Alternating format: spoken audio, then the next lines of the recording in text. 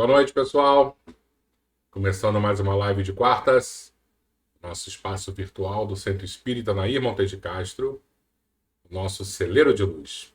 Que Jesus nos abençoe, que possamos, e mais essa noite, unir os nossos corações, unir os nossos pensamentos a este Mestre maior, que é Jesus Cristo, e que, de uma certa forma, está há 2000 anos tentando entrar nos nossos corações aqui na Terra e muito mais tempo no plano espiritual, buscando cada filho seu, cada ovelha que está desgarrada, que está um pouco perdida.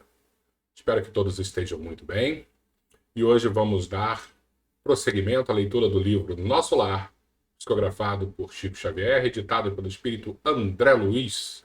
Estamos no capítulo 43, e para quem está acompanhando a leitura, André Luiz encontra-se em conversas diversas a respeito da guerra, da Segunda Guerra Mundial que inicia na Terra, e eles lá na tranquilidade do Nosso Lar, na verdade nem tão tranquilo assim, né? Porque eles recebem também, de alguma maneira, toda essa energia de desespero, de ódio, de vingança, que acabava respingando neles, porque a colônia Nosso Lar é muito próxima aqui da Terra, e existe esse intercâmbio.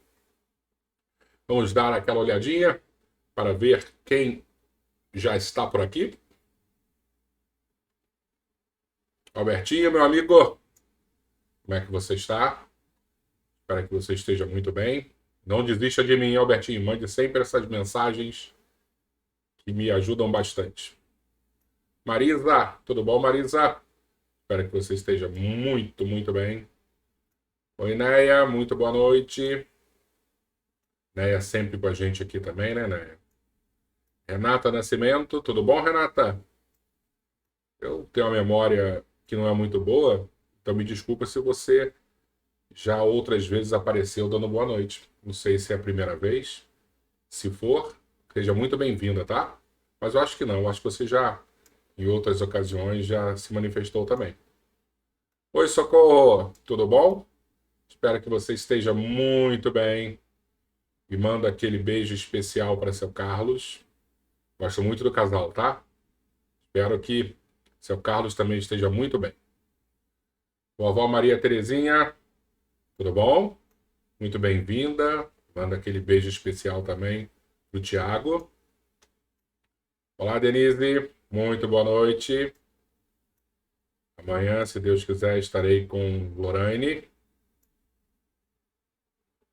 Sérgio, tudo bom, Sérgio?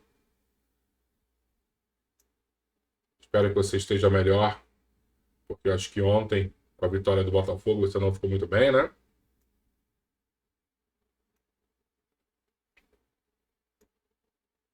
Silvia, tudo bom, Silvia?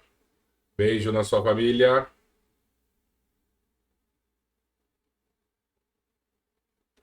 Lúcia Regina, tudo bom? Muito boa noite, bem-vinda.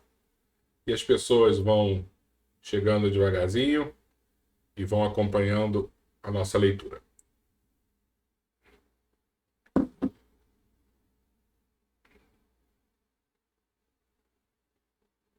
Então vamos voltar aqui para minha tela. O que eu pensei a gente conversar hoje a respeito, na nossa introdução, a respeito deste capítulo? Porque é nítido, né, quando André Luiz conversa com espíritos muito abnegados, que estavam diretamente envolvidos ali no resgate, em ajuda humanitária, vamos dizer assim, em relação à Segunda Guerra Mundial, que, principalmente na Europa, nós temos lá uma grande evolução intelectual, mas de alguma forma faltando também o, a outra asa desse anjo, né? Uma coisa é o intelecto, mas só com uma asa o anjo não voa. E falta a moralidade. E quando a gente analisa um pouquinho a história do cristianismo, durante muitos e muitos séculos, o cristianismo migrou para a Europa e, de alguma maneira, ele se fortaleceu lá. E aí fica a pergunta, né? Por que o cristianismo, tão presente, tão forte nas famílias, né, nos templos europeus, e por que a Europa se deixou envolver numa guerra de proporções tão grandes, tão destruidora? Então é isso que a gente vai discutir um pouquinho hoje na nossa introdução. E aí eu pensei em conversar com vocês a respeito das três revelações. E quando a gente fala revelações, parece as revelações de Fátima, né? Que a gente ouve muito dessas revelações de Nossa Senhora de Fátima, não tem nada a ver. Tá? As revelações que a gente vai tratar hoje aqui são que os espíritos nos apresentam as fases da humanidade. Houve diversas fases na humanidade e que a humanidade deu um salto, deu um pulo evolutivo. E os espíritos apresentam essas três revelações como fossem três marcos muito importantes para a humanidade em direção da sua evolução. A primeira revolução, né, esse primeiro salto que a humanidade deu, os espíritos apresentam Moisés. Engraçado, a gente, o fato do espírita, né, não ler muito o Antigo Testamento acaba ficando um pouco vazio, um pouco confuso o entendimento dessa primeira revelação. E muitas vezes, por que Moisés? Qual a importância de Moisés? Né? Se pararmos para pensar, e a história de Moisés surge mais ou menos 1500 anos antes de Cristo. Então vamos botar aí uns 3.500 anos atrás. Como é que era o mundo 3.500 anos atrás? Né? Se hoje nós ainda somos tão bárbaros, imagina 3.000 anos atrás, 3.500 anos atrás, o quão bárbaros, ainda o quão primitivos nós éramos. Então os conceitos existentes em relação à divindade, isso não existia. Né? Existiam vários deuses, éramos politeístas. As questões de justiça ainda também não ocorriam. Né? As pessoas elas eram muito no olho por olho, dente por dente. Então, nós tínhamos uma incapacidade de compreensão de valores espirituais, vamos dizer assim. E aí, no surgimento de Moisés, Moisés vai abraçar um povo, né? Moisés era judeu, ele vai guiar esse povo fugindo do Egito e vai, de alguma maneira, formalizar uma religião. Porque eles já eram hebreus, eles já tinham lá um certo conhecimento de um Deus único, que advém de Abraão, o primeiro patriarca, e depois com Isaac, depois com Jacó. Mas Moisés, de alguma certa forma, ele formaliza isso. Ele cria os 5 primeiros livros do Antigo Testamento, da Torá judaica, tá? E deixa muito claro a importância desse Deus que é único. Então, de alguma maneira, o monoteísmo surge verdadeiramente nas mãos de Moisés. E além desse sentido de que existe apenas um Deus todo-poderoso e que é extremamente importante dentro da história das religiões, Moisés também ele tem um vínculo com esse Criador e recebe os 10 mandamentos. Então, se antes nós éramos guiados por legislações, por leis ainda muito brutas, agora, acima das leis dos homens, nós temos os 10 mandamentos, que são as leis de Deus. Então, os espíritos vão apresentar toda essa história que eu contei aqui, bem resumida, lógico, mas como a primeira revelação, o primeiro salto religioso que a humanidade dá. Então, Moisés seria a primeira revelação, a apresentação desta nova realidade, desse Deus único e de leis, ainda leis muito na negativa, igual criança, né? Não pode mexer, não pode fazer aquilo. Então, ó, não matarás, não cometerás adultério, não cobiçarás a mulher do próximo. Então é muito na negação, né? Esse é o primeiro passo da humanidade. A segunda revelação os espíritos apresentam como Jesus. Jesus, então, vem dar esse segundo salto para a humanidade. E quando eles apresentam a segunda revelação, e a gente disse aqui que são 3 revelações, não quer dizer que a terceira seja maior do que a segunda. A segunda, sim, é a revelação definitiva, a maior de todas. Porque o papel de Jesus aqui na Terra é o papel mais importante que podemos compreender como evolução do planeta, como salto evolutivo do planeta. Porque Jesus, ele não vem romper com o Deus apresentado por Moisés, mas ele vem dar uma interpretação mais acurada, mais certa. Porque Jesus, ele deixou muito claro, eu e o Pai somos um só. Ele vivia em sintonia com o Criador. Ele vive em sintonia com o Criador. Então, de uma certa forma, ele consegue traduzir perfeitamente o espírito desse Criador, as características psicológicas desse Criador para a humanidade. Por isso Jesus é tão importante, porque ele é a chave hermenêutica da divindade. Hermenêutica, né? Essa é uma palavra que parece ser tão difícil, né? É muito simples. Hermes era um deus grego e que ele fazia ponte entre os demais deuses e a humanidade. Então era como se fosse um carteiro, ele interpretava as características dos deuses para a humanidade. Então daí vem essa palavra hermenêutica, né? Interpretação. Então Jesus é essa interpretação divina, a hermenêutica, a chave da hermenêutica divina. Porque ele, percebendo, ele em sintonia com o Pai, ele consegue traduzir, interpretar para a humanidade as características desse Criador. E o que ele nos apresenta de maneira diferente de Moisés? Porque o Deus de Moisés, o Deus que Moisés apresentou à humanidade 3.500 anos atrás, era um Deus que naquele momento fazia sentido. Porque, como eu disse, era um povo muito embrutecido, muito primitivo, muito bárbaro. E se fosse apresentado um Deus que perdoa, um Deus de amor, o Deus de compaixão, muito provavelmente não haveria liga, não haveria um encaixe entre as necessidades da população e a divindade. Então Moisés, de alguma maneira, teve que embrutecer esse Deus, e como Deus era apresentado? Um Deus vingativo, um Deus que tomava partido. Olha, esse povo aqui é meu. Os egípcios eu vou castigar. O Deus que castigava, né? Então essa foi a apresentação do Deus de Moisés.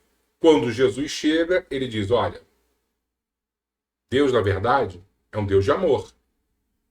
Deus, e nos apresenta de maneira belíssima a parábola do filho pródigo. Deus é aquele pai que recebe o filho, apesar de todos os erros que o filho cometera, ele abre as portas de casa e recebe-o cheio de compaixão.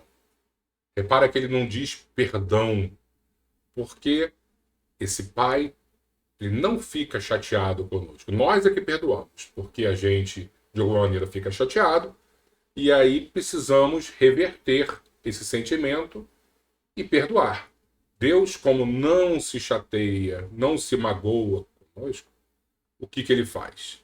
Ele age com compaixão, ele age com sofrimento, ele sente a dor que nós estamos sentindo, e pelo fato dele também experienciar essa nossa angústia, ele está sempre disposto a abrir as suas portas para que retornemos à sua casa. Então esse é o Deus, esse é o Pai que Jesus nos apresenta. Só isso já seria o suficiente para que Jesus fosse a revelação mais importante. Mas, além disso, Jesus também nos aponta a direção do amor e do perdão, principalmente, E somado a esse apontar a direção, ele atravessa o caminho. Ele trilha o amor mais profundo e o perdão mais dolorido. Então, quando Jesus diz: amai-vos uns aos outros como eu vos amei, o que ele está dizendo? Eu amo vocês. Eu estou aqui justamente porque vocês são o que é mais importante na minha vida. Então, vocês precisam se amar como eu amo vocês. Ele está apontando a direção e está dizendo: eu amo vocês. E quando ele nos aconselha a reconciliação, ao perdão, no seu último momento, ele implora ao Pai que nos perdoasse. Porque não sabíamos o que estávamos fazendo. Ele não chegou, ficou magoado. Ah, Pai, olha só, eles erraram comigo, vamos castigá-los. Não. Ele pede o perdão. Então, mais uma vez, onde ele ensina o perdão, e no momento de maior dor, de maior sofrimento, ele implora ao Pai que nos perdoe. Tá? Então, Jesus, a segunda revelação. E nós dissemos no início que são 3 revelações. E qual é a terceira revelação? Os espíritos vão dizer que é o Espiritismo. Para o Espiritismo ser a terceira revelação, ele é superior à segunda, que é Jesus? Não, de jeito nenhum. Jesus, a segunda revelação, é a revelação libertadora. Quando entendemos que o amor e o perdão são extremamente importantes, isso nos faz livres. A segunda revelação é a revelação que nos liberta. A terceira é a revelação que nos consola. Por quê? Porque as dores que vão acontecer em nossas vidas, vamos compreender que existe uma causa. As dores são um efeito. E esse efeito é de uma causa que nem sempre é desta vida. Às vezes pode ser uma causa em vidas passadas. Isso é um consolo, porque quando estamos sofrendo e temos a noção exata de que algo fizemos para estarmos experienciando essa dor, de alguma maneira, consola os nossos corações. Não é assim, Deus está me castigando e eu não sei nem o porquê. Não é isso. O Espiritismo vai dizer que não existe castigo, mas existe um reequilíbrio da balança da justiça divina. Então é consolador. Consolar é maior do que libertar? Não.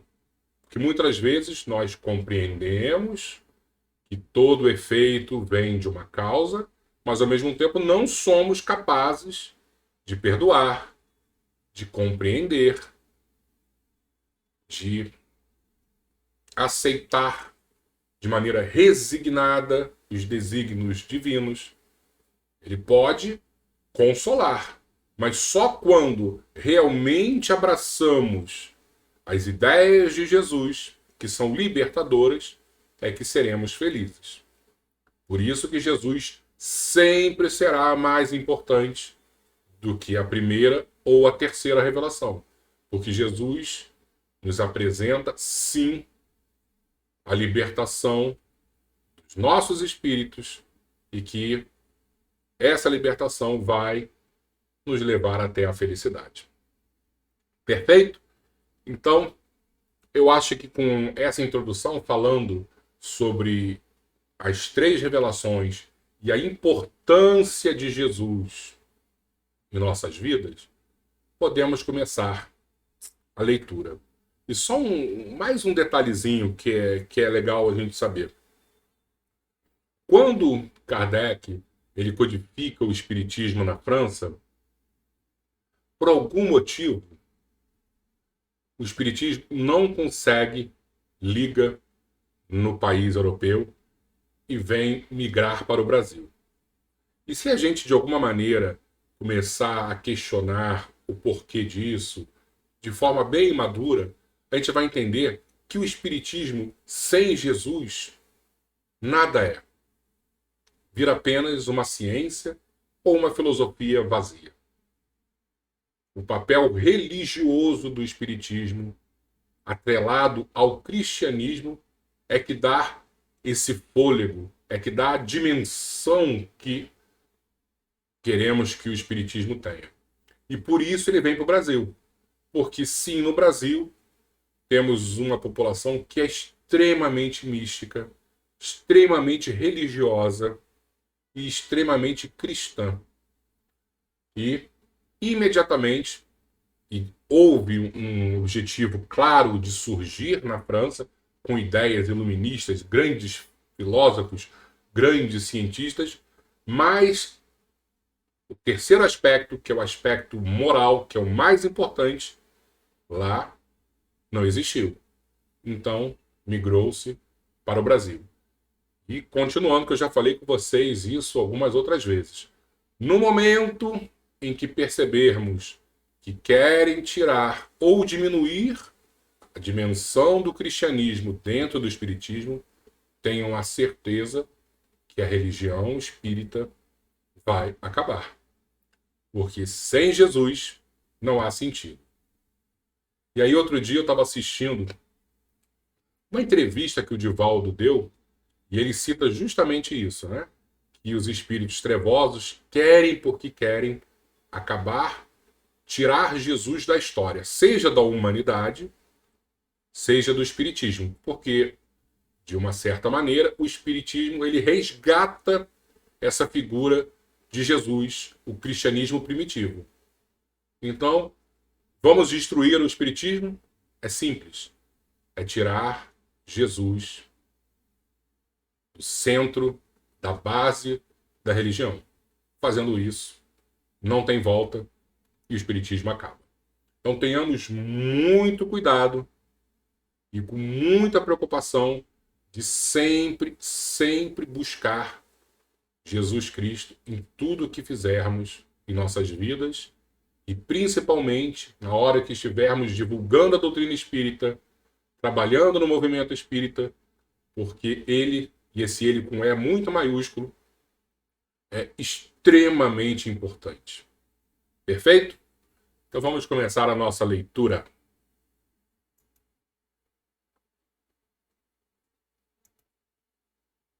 Em Conversação, capítulo 43.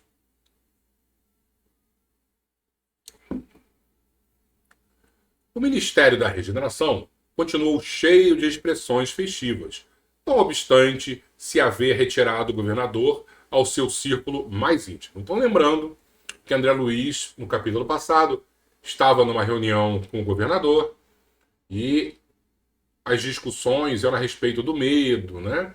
Que as pessoas estavam muito abaladas porque a Segunda Guerra Mundial estava começando. Comentava-se os acontecimentos. Centenas de companheiros se ofereciam para os trabalhos árduos da defensiva, assim correspondendo ao apelo do grande chefe espiritual. Procurei Tobias para consultá-lo sobre a possibilidade do meu aproveitamento, mas o generoso irmão sorriu da minha ingenuidade e falou. André Luiz, né, com certeza devia estar cheio de ânimo, cheio de disposição, mas ele falou, André, você está começando agora uma tarefa nova. Não se precipite, solicitando acréscimo de responsabilidade. Haverá serviço para todos, disse-nos ainda agora o governador. Não se esqueça de que as nossas câmaras de retificação constituem núcleos de esforço ativo dia e noite. Não se aflija. Recorde que 30 mil servidores vão ser convocados para a vigilância permanente. Destarte, na retaguarda, serão muito grandes os claros a preencher. Né? André, calma, vai ter trabalho para todo mundo e você não está preparado ainda para isso. Identificando-me o desapontamento, o bondoso companheiro, bem-humorado, acentuou depois de ligeira pausa. Contente-se com a matrícula na escola contra o medo. Creia que isso lhe fará enorme bem. Desculpa. Nesse ínterim, recebi grande abraço de Lísias, que integrara na festa a deputação do Ministério do Auxílio. Com licença de Tobias, retirei-me em companhia de Lísias para gozar de palestra mais íntima. Conhece você, indagou ele, o ministro Benevenuto, aqui da Regeneração, o mesmo que chegou anteontem da Polônia. Então, esse ministro chegou do início da guerra na Europa, né? A Polônia, para quem não lembra, foi invadida pelos nazistas e a partir daí a França e a Inglaterra entraram na guerra para defender, né, esses países que estavam sendo anexados. Não tem esse prazer. Vamos ao seu encontro, replicou Ulisses, envolvendo-me nas vibrações do seu imenso carinho fraterno. Há muito que tenho a honra de incluí-lo no círculo das minhas relações pessoais. Daí a momentos, estávamos no grande recinto verde, consagrado aos trabalhos desse ministro da regeneração que eu apenas conhecia de vista. Numerosos grupos de visitantes permutavam ideias sobre a copa das grandes árvores. Lises conduziu-me ao núcleo maior, onde Benevenuto trocava impressões com diversos amigos, apresentando-me com generosas palavras. O ministro acolheu-me cortês, admitindo-me na sua roda com extrema bondade. A conversa continuou nos rumos naturais, e notei que se discutia a situação da esfera terrestre. Muito doloroso o quadro que vimos, comentava Benevenuto em tom grave.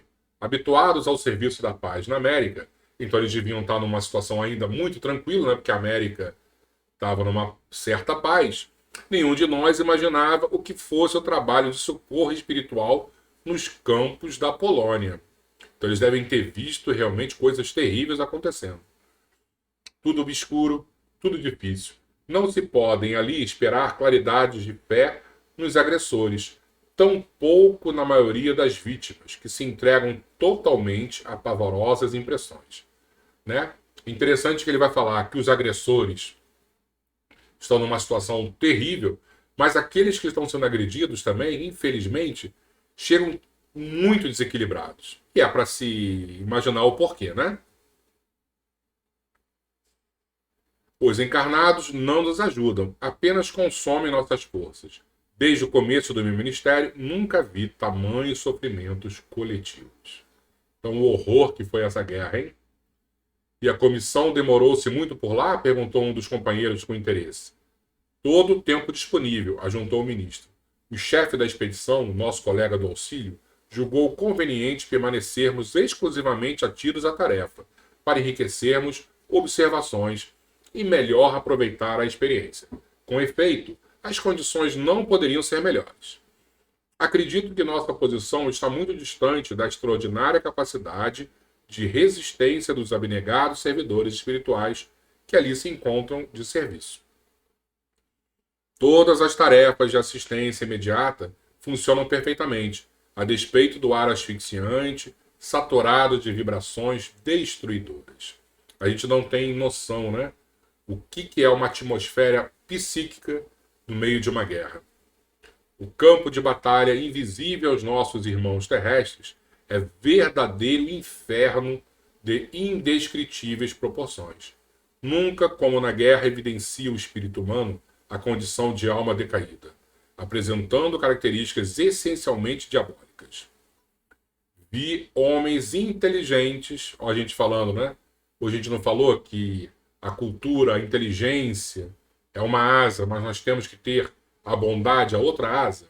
Então ele vai dizer, vi homens inteligentes e instruídos localizarem com minuciosa atenção determinados setores de atividades pacíficas para o que chamam de impactos diretos. Bombas de alto poder explosivo destroem edifícios pacientemente edificados. Aos fluidos venenosos da metralha casam-se as emanações pestilentas do ódio e tornam quase impossível qualquer auxílio. O que mais nos contristou, porém, foi a triste condição dos militares agressores, quando algum deles abandonava as vestes carnais, compelido pelas circunstâncias. Dominados, na maioria por forças tenebrosas, fugiam dos espíritos missionários, chamando-lhes a todos fantasmas da cruz. Então, os nazistas morrendo, né? E sendo expulsos do corpo físico e não conseguindo ser acolhidos, fugindo e ainda chamando aqueles anjos que estavam lá trabalhando em nome da paz de fantasmas da cruz. E não eram recolhidos para esclarecimento justo? Inquiriu alguém interrompendo o narrador. Benevenuto, esboçou um gesto significativo e respondeu. Será sempre possível atender aos loucos pacíficos no lar. Olha como ele cita: loucos pacíficos no lar.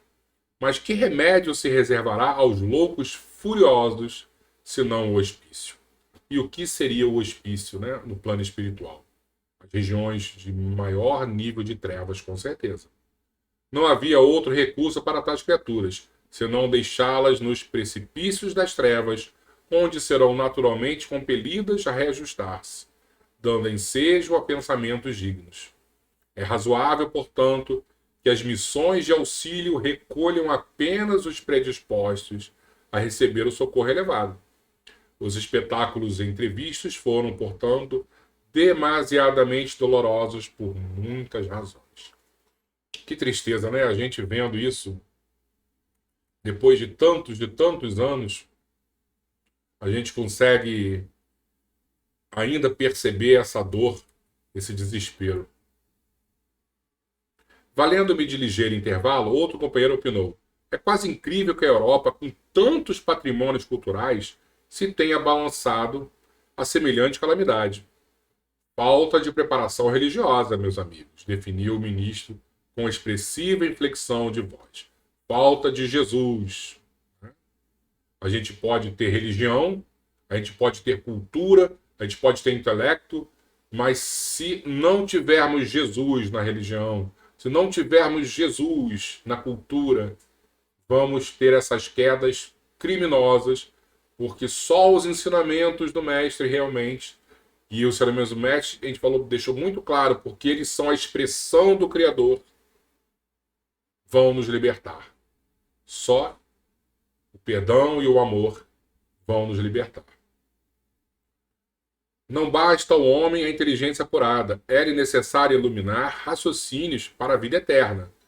As igrejas são sempre santas em seus fundamentos e o sacerdócio será sempre divino, quando cuide essencialmente da verdade de Deus.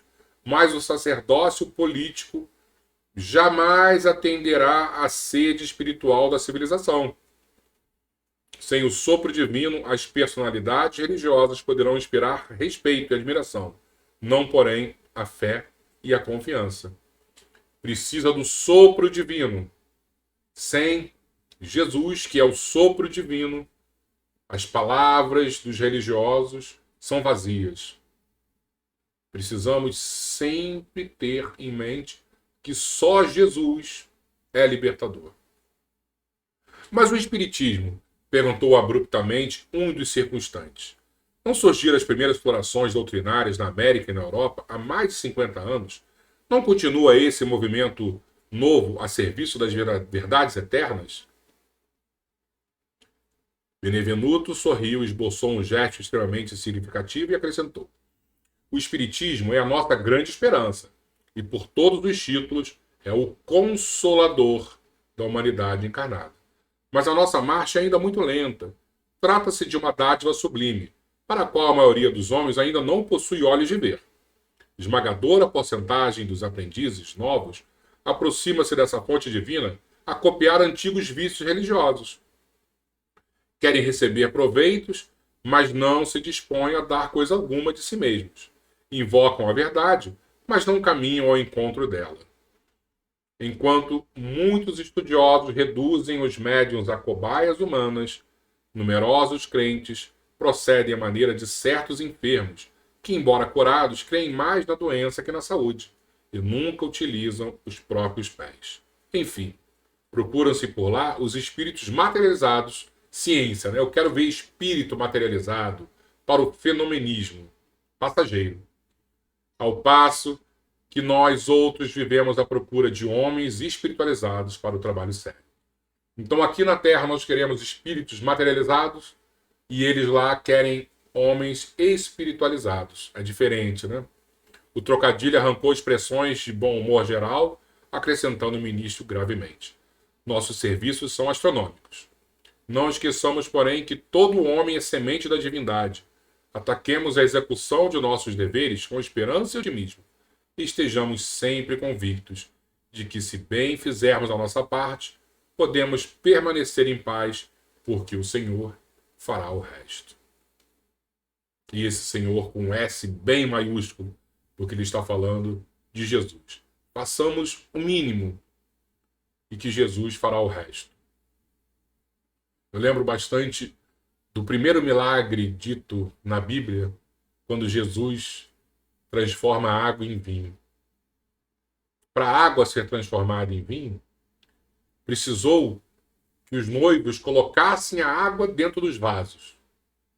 O trabalho simples. Colocar a água. E Jesus fez o resto. O problema é que nós não tentamos nem fazer a nossa parte. E esperamos que o milagre aconteça. Não, para o milagre acontecer, nós precisamos fazer o básico. E Jesus fará o resto. E semana que vem, vamos falar sobre as trevas, capítulo 44.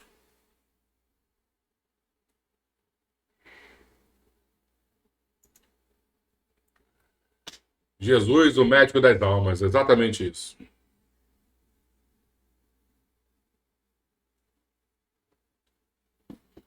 Espero que vocês tenham gostado desse capítulo.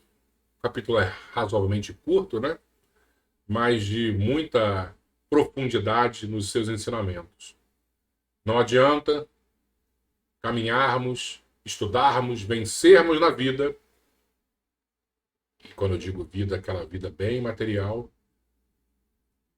E em detrimento do nosso mundo espiritual, estarmos rastejando. A verdadeira felicidade não é desse mundo.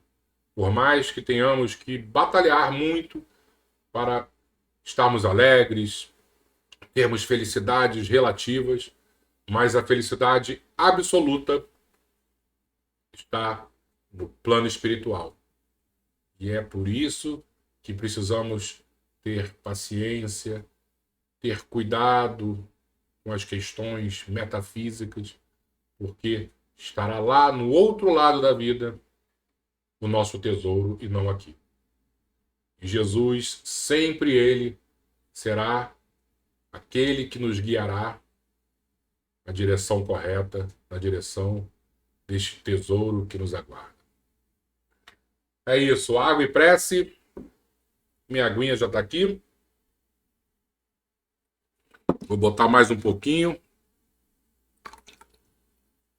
porque falamos tanto de Jesus hoje, tanto, não sei se vocês conseguem perceber, que espíritos muito, muito bons estão próximos de nós, estão visitando os nossos lares. Toda vez que clamamos, toda vez que nos conectamos a esse Mestre, como ele mesmo disse, quando 2 ou mais estiverem reunidos em meu nome, lá eu estarei. Então tenhamos essa certeza de que nós hoje aqui somos muito mais do que 2 e estamos reunidos em nome dele. E ele estará em nossos corações, nossos lares, nos ajudando, nos protegendo. Vamos fazer a nossa prece, então.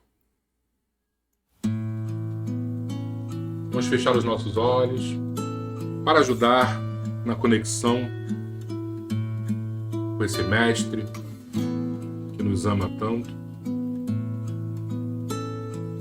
e que nos busca diariamente. Quantos momentos estamos afastados como aquela ovelha perdida? Quantas horas nos sentimos perdidos, nos sentimos isolados, rejeitados às vezes. Esquecemos que acima de tudo existe esse Deus Pai, que é todo amor e bondade, e que nos enviou o maior dos presentes, que é Jesus, aquele que é a interpretação desta divindade, aquele que está em sintonia com o Pai, aquele que por amor doou o seu tempo, doou a sua vida para todos nós. E hoje, de maneira resplandecente, esse Mestre nos busca, mesmo sabendo que não somos merecedores, mesmo sabendo que nos perdemos por conta própria. Mas como pastor, o pastor das almas, ele nos busca e nos reencaminha ao lar. Jesus, graças te damos, Senhor, por esses momentos em que podemos sentir a tua mão suave em nossas cabeças, nos acalmando, nos abençoando. Graças te damos, Senhor, por termos em ti o nosso pastor e reconhecermos que na sua presença nada nos faltará. Que a tua paz esteja em nossos corações, em nossos lares,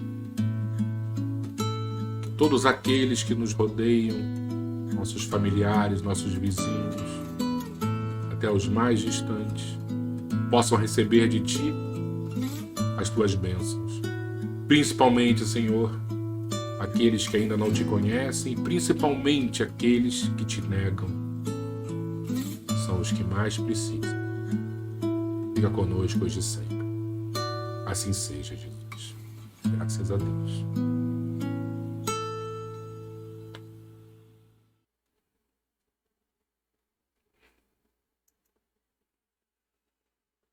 Pessoal, muito obrigado e que possamos manter esse Jesus em nossos corações. Nosso médico das almas, o nosso amigo de todas as horas. Lembremos muito dele, porque ele nos busca incansavelmente. Jamais duvidemos. Muito obrigado a todos e até semana que vem, se Deus quiser. Boa noite, pessoal.